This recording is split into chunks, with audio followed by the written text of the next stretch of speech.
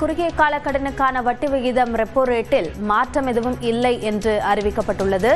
இதுகுறித்த கூடுதல் விவரங்களை நம்முடைய டெல்லி செய்தியாளர் சுசித்ராவிடம் கேட்கலாம். சுசித்ரா, விவரங்களை பதிவு செய்யுங்கள்.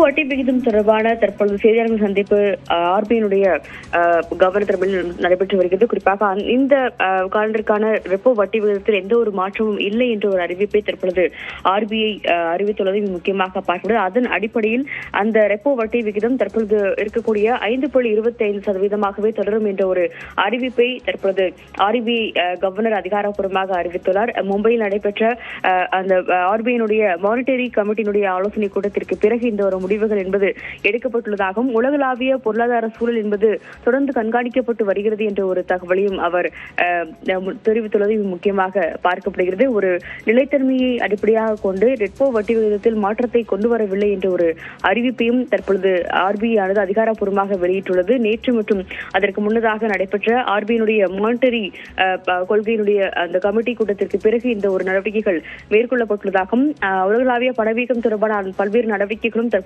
மேற்கொள்ளப்பட்டு வருகிறது.